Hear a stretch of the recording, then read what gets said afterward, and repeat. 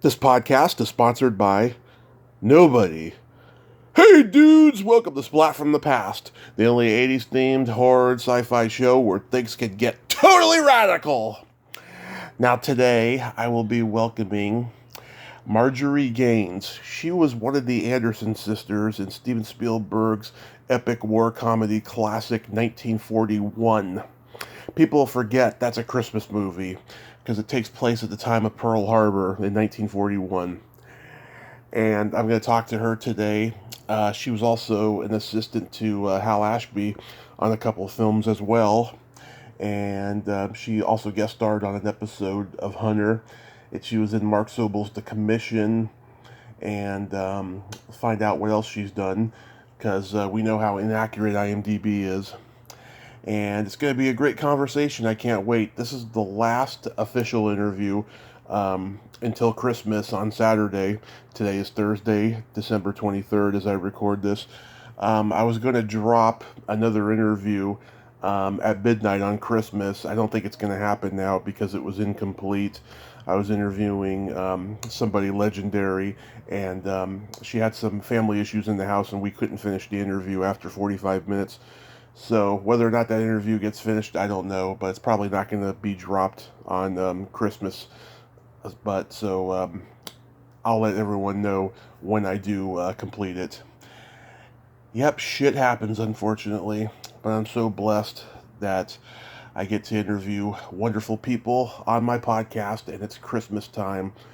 Everybody, drink eggnog, eat candy canes, have ham, turkey, whatever you eat on Christmas, and love and hold and affect your family, because we're in a fucked up, crazy time, and we don't know what's going to happen in the future. So, here is my interview with Marjorie Gaines. Hey, Marjorie, welcome to the show. How are you today? I'm just fine, thank you. Glad to be here. Absolutely. This is such a great honor. Thank you so much. So, going back in time, did you gravitate toward acting early on in your childhood? I actually did. When I was 12 years old, I saw the play that Abraham Lincoln was watching when he was shot, Our American Cousin, and from that moment on, I was hooked. Well, I grew up in Detroit, Michigan, and I attended the American Drama Festival at Greenfield Village in the Henry Ford Museum. Yeah. And they were doing plays from the 1800s. And from the moment I saw Our American Cousin, I was hooked. I kept going back every single night. They stopped charging me admission. My poor parents had to drive me to the museum every night for the longest time, and I found out where I could take acting lessons. I was 12 years old, and that's when it began. Wow, thank God that John Wilkes Booth's relative wasn't there. Yes, I was indeed lucky. Of course, there was no balcony either in that particular theater, so I think I was relatively safe, yes. Yeah. So did you immediately get involved in school plays and community theater and all of that? Well, I did. What happened was I went to the Detroit Institute of Arts that also had a theater program, wound up in some shows there. And then in high school, I went to a performing arts high school. There's a high school called Cass Technical High School in Detroit, Michigan. In fact, I think just a few years ago, they won the Tony Award. There's still a good theater department for a high school theater department that their acting teacher, won the Tony for high school. But this is way back when I went there. I was in the performing arts department, and so I was fortunate enough to get the lead. I was one of those people who gets the leads in their 3 years in a high school performing arts department, and then I went on to New York University Tisch School of the Arts before they even called it the Tisch School of the Arts, and it was just the School of the Arts. I think that the inception of that department was just a few years prior to my going there. And my teachers there were Olympia Dukakis, who went on to Academy Award Moonstruck, and Peter Cat and Lloyd Richards, who had both directed on Broadway. Kristen Linklater, who just passed about 2 years ago now. I can't believe that Kristen's no longer in the world. She was one of the leaders in voice training her institute still throughout the world. And so I had some wonderful teachers and at NYU, and then moved on to California, where my mentor became Nina Foch. Wow. Nina played the blonde in An American, and was up for an Academy Award for Executive Suite with William Holden. Yes, Nina is truly my mentor. There's rarely a day goes by where I don't feel like Nina's on my shoulder, whispering in my ear, actually yelling at me in my ear. Oh, that's wonderful. What was Olympia Dukakis like as a teacher? She was tough. Yeah. Olympia was really tough. Was really tough, and she actually offered me the opportunity to join her company, and I was too young and too stupid to know that was a wonderful opportunity, and I turned her down. You probably at the time thought, I'm tired of her being mean. I don't want to be around her no more. No, actually, I had taken on another engagement that was not nearly as significant, and I didn't think that I could back out. Of course, people do that sort of thing all the time, but I didn't know back in the day. Yeah, people who told me that worked with her said that she didn't exude any ego or anything. She was very much a people person. She loved being around people. Olympia was wonderful. She was wonderful. And when I say Nina was yelling in my ear, Nina was also no nonsense, but probably perhaps one of the finest teachers and mentors ever. Extraordinary. Nina Foch was extraordinary. Yeah. Who were your classmates when you were in her class? Oh my gosh! You know what? I'm going to decline mentioning names. What, they were all jerks? People who went on to do some significant work, yes, but I will decline to mention names. I don't know how. Everybody wants to talk about their own training, I think. I will, but, congratulations! You're the first person who's ever declined to answer that question. Really? Yes. No, and they can all talk about their training. And I did become her assistant for a while, and worked with some people also who would be recognized under those circumstances. But again, if they want to talk about that, they can. Yeah, wow. In 1,400 interviews, that is amazing. Congrats, Marjorie. So did you do... I've already named some names talking about who I trained with, so right. I'm going to... I should stop right there. If it doesn't have to do with me specifically, I demur. Yeah. So did you do a lot of musical theater? Did you have any experience in like singing and dancing? Yes, I did, and I studied ballet during the summer, sometimes 5 days a week, 3 days a week during the school year. I in my high school years in the performing arts department, that was really pretty much what I did was musicals. And my first equity job, my first union job, was in something called the Detroit Summer Theater. It was jobbed out of New York. In 1967, I was an apprentice with that company. It was all musicals. And unfortunately, we were shut down in the middle of the season because of the Detroit riots. For 3 days, I was trapped, surrounded by the National Guard in the Detroit Institute of Art, where the theater was, where the company was performing. Yes, that was quite something. Yeah. Now, we all know how inaccurate IMDb can be, but did you work on anything before 1941?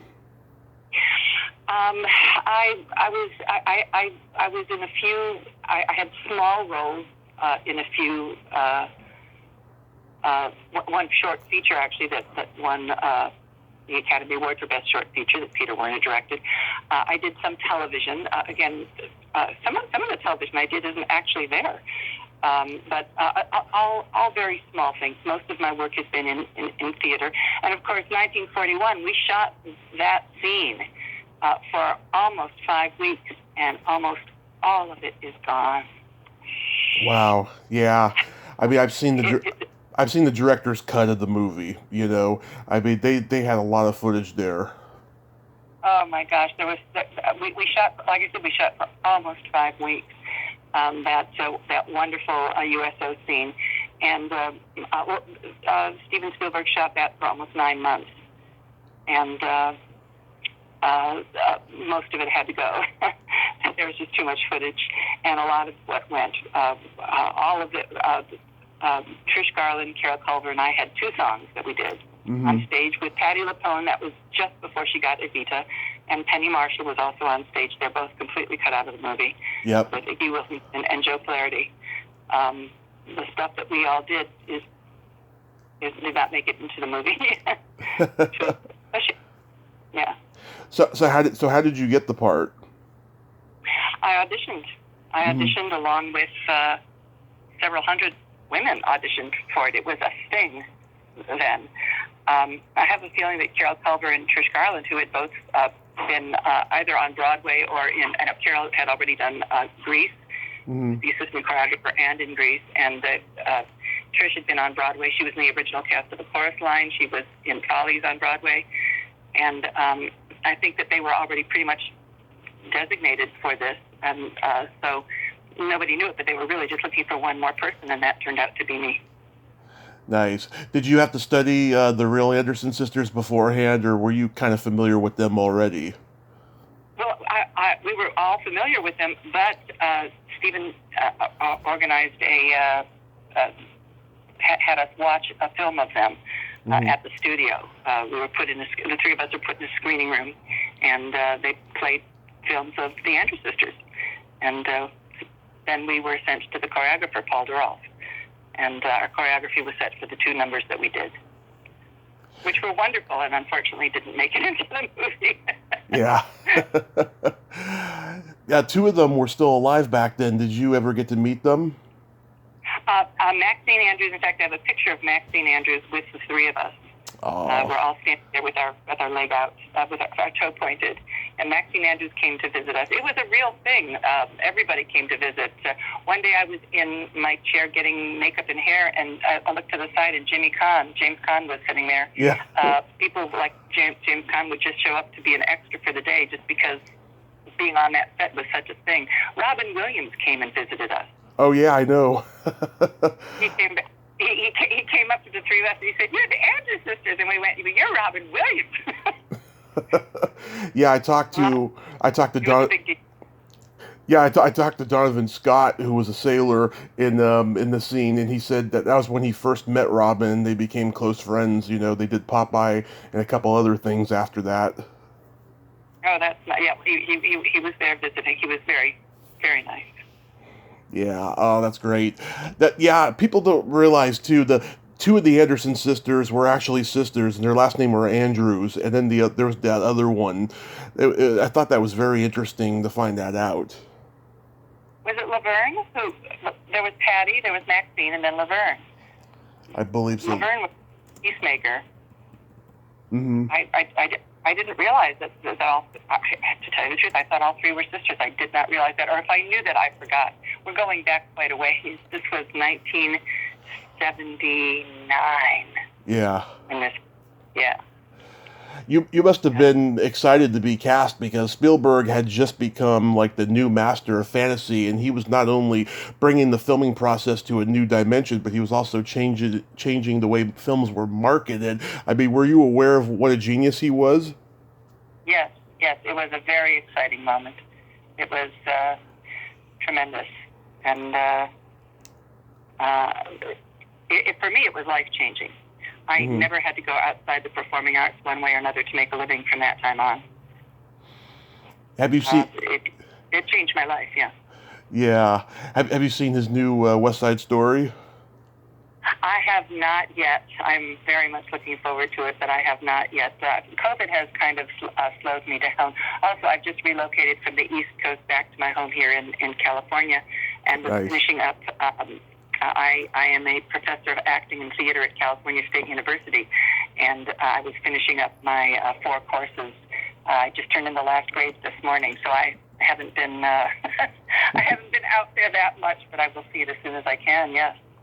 Yeah, I haven't seen it yet, but I've heard mostly good things. I saw one negative review only because I don't know. I think he changed one little significant thing in it, but other than that, yeah, I'm looking forward to it. I've only heard high praise. I think Steven is of course a genius, and he was lovely, and he was lovely. He was very nice to me too. I have a picture of the three of us standing there with his arms were around us. Mm-hmm. He was wearing a T-shirt that I will not make this picture if it costs more than $30 million. And by that time, I think they were into like $45 million. Yeah, it just barely made its money back, right?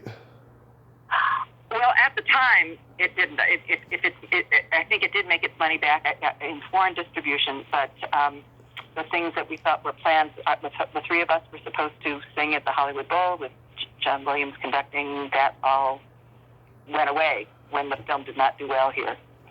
And, our picture was in Time magazine. The three of us were in Time magazine. We thought that this was a seminal moment for us. We thought that this was a break, and it did not turn out to be that.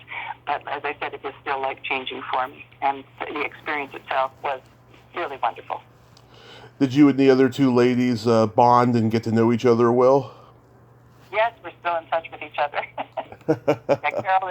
Carol is in Hawaii, and Tisch is here in Los Angeles. She runs a Pilates studio, and they're both thriving.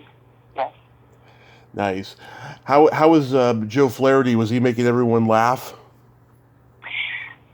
He was a quiet kind of guy, and he was just lovely.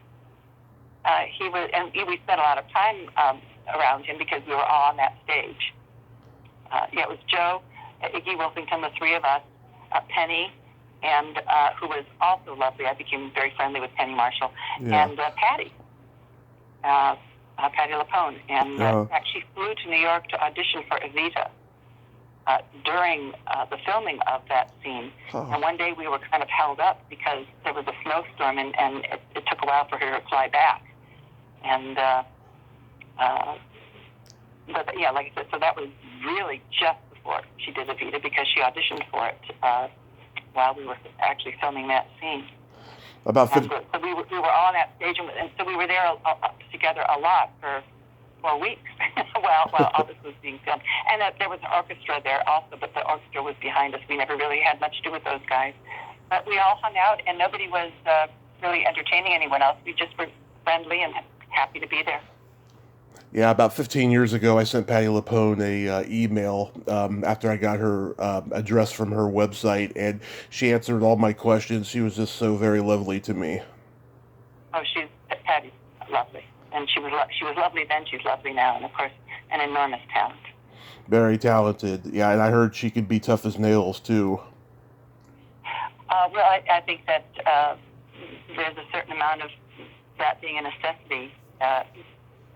To be in this business. Right, especially... And to succeed in such extraordinary ways.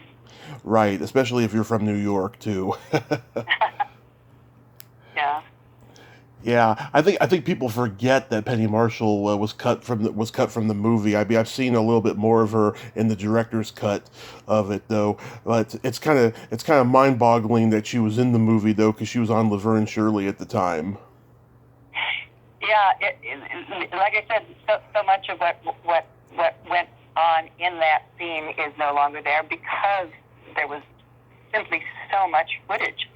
And I guess a lot of what they shot was exciting and wonderful, but it wasn't necessary to tell the tale. The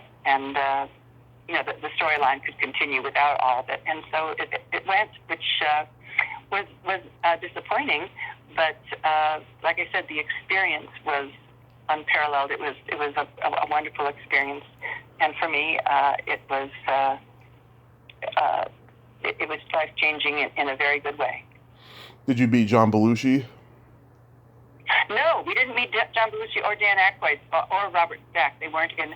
No, we worked with Bobby DeCicco, Diane Kay, Wendy Jo Sperber, who was, talk about an enormous talent and an incredible human being. Wendy, I'd run into Wendy from time to time. We were raising kids at the same time, and we'd run into each other, and she was always so lovely. And Yeah, it was and Treat Williams.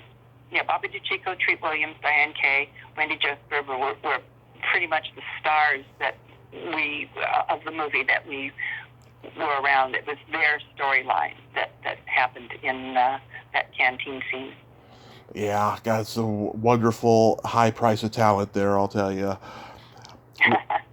Was John Milius on set? Not. You mean John Landis or John Milius, he wrote the original draft of the script. Not to my knowledge. Landis was, of course, Deborah Noodleman. Am I saying her name right? Some people pronounce it Noodleman, yeah. They were there. I'm not. I really don't recall him there. Mostly was aware of Steven Spielberg, and like I said, he was terrific. Yeah. Friendly and professional and focused, and yeah. Yeah, because I read that they at one point they were trying to get Ivan Reitman and Harold Ramis to be involved with the writing of the script, but I guess they didn't see eye to eye with Spielberg on the whole thing. Yeah. Well, that part I wasn't. Yeah. That I was aware of. That was early on. Yeah. Yeah. Spielberg originally wanted to make 1941 a musical. Which is probably why he was so fond of us. Yeah. Well, you can't have a movie from 1941 without the Anderson sisters. They were a huge part of that time, especially with the USO stuff. Yeah. Well, the Andrews sisters, let's face it, they were extraordinary, and they were iconic for that time. And so I can see why, which is one of the reasons why I think we were such an item on the set and in articles because of the iconic nature of the Andrews sisters themselves. Yeah, I think they did call us the Anderson sisters. We did rehearse, and we sang the songs that we, the numbers that we did. But I think, in the final movie, they did not use our track. They used, they didn't go to. I think that it was a budget thing. They didn't go to the recordings that the three of us did. I think they just used the Andrews sister recording of the songs, because the songs were no longer, our performances were no longer really in the show. I see. So after that movie, you worked with Hal Ashby on a couple of movies. How did that come about? Wow. Yes, I worked with Hal on the release of Being There, shooting of Lookin, Get Out, and also the studio and audience testing of Secondhand Hearts. I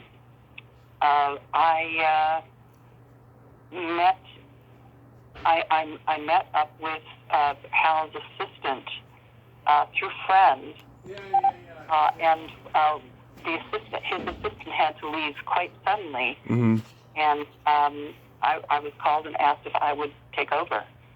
And literally one day I was at home making macrame bottle covering, and the next day I was on the set as Hal Ashby's assistant during the shooting of Looking to Get Out. Yeah. And I was with him for about a year, I think. What was Ashby like? Hal was he was a lovely man. He had a kind of a generous spirit. He was very busy. It was really up to me to just keep things in order so that he could just keep moving along and not have to deal with logistics. And that was another job that changed my life. Right after 1941, it was a few months later that I got the job assisting him. And I did have a very small role in that film. And then I moved on to, when I left Hal, I moved on to working as the assistant to the producer for John Voight's company at Columbia. Oh, wow. Yeah. Yeah, Ashby, I just think he was just a genius maverick filmmaker, and I look at his Yeah, movies and I think to myself, not only could those movies not be made today, but no one else even back then could have made those movies, but only Ashby. I agree. I agree. And also his understanding of.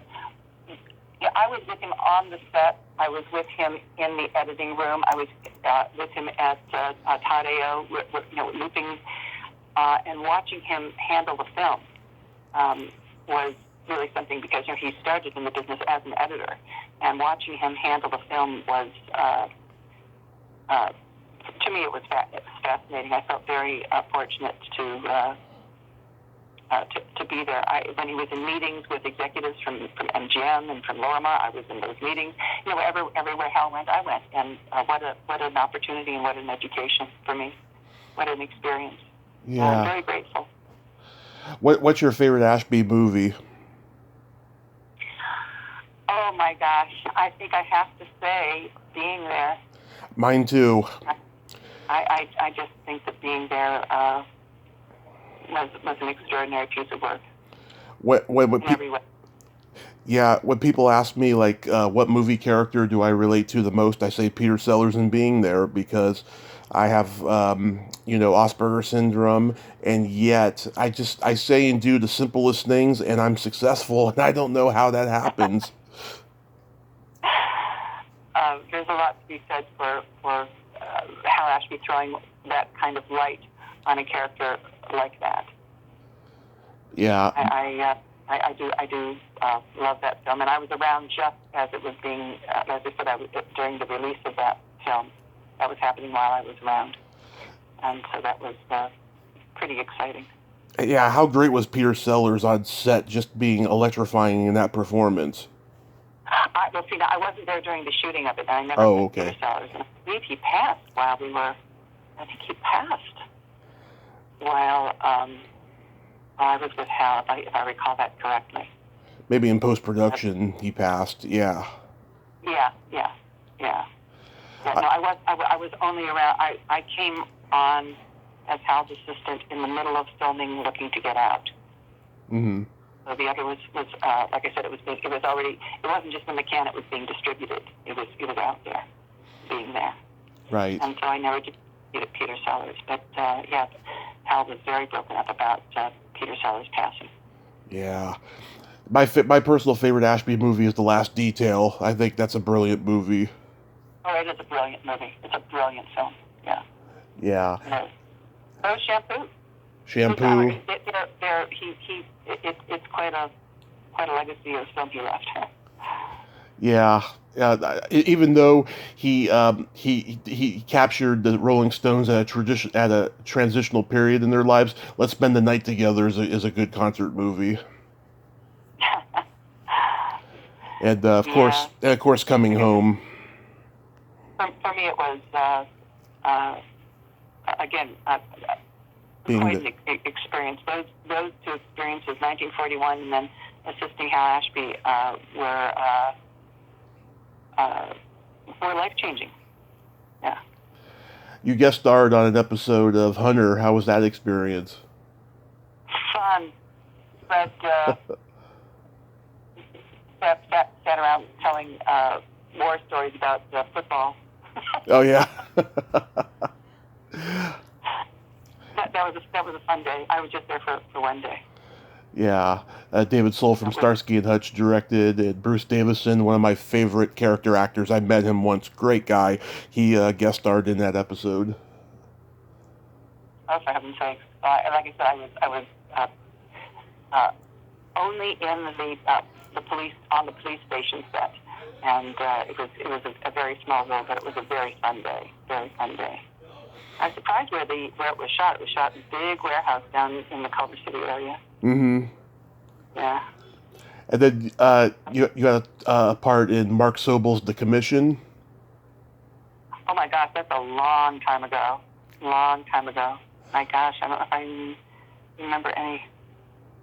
I feel bad because my role in some of these were so small. What was more significant was the experience I had and the learning that I received, and of course, what I wound up doing, because I wound up raising a family and having to support them all. I wound up becoming a teacher, and not only did those experiences make me more capable of letting my students know what the real world is like out there in the performing arts, but that is where the fact that I studied with who I studied with, and that Nina Foch had been such an incredible mentor, that's where it came in handy, so I could pay all that forward, which I am doing to this day.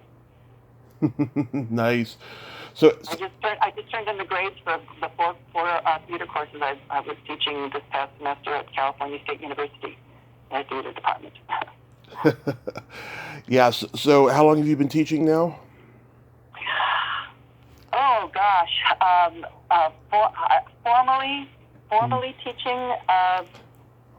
For about 20 years. It started when somebody who knew that I had assisted Nina Foch in teaching. He was at Pasadena City College. He was one of the acting professors there. He called me up and he said, "I wonder if you would come and do a special class for all of our acting students from all the acting classes in script breakdown and analysis," because that was one of Nina's specialties, and I had taken that on as a specialty. So I wonder if you would come do that. I said, "Well, sure."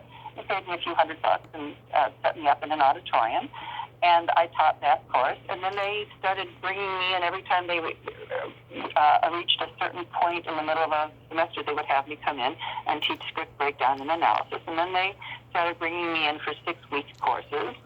And then they started bringing me in to teach full courses once they had to fight really hard to get me in, because I did not have a master's degree or a MFA at that time. I just had the Bachelor of Fine Arts degree from New York University Tisch School of the Arts.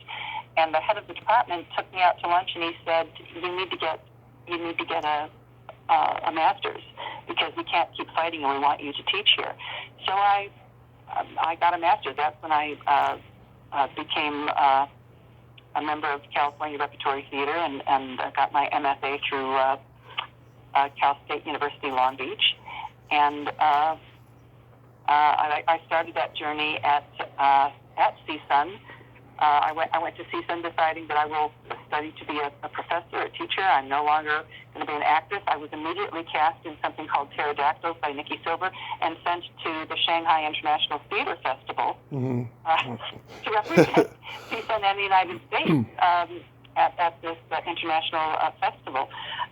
So there went my idea of no longer acting, and then from there I went into California Repertory Theater, and after some very grueling years, wound up with the MFA, which has led to me being a professor.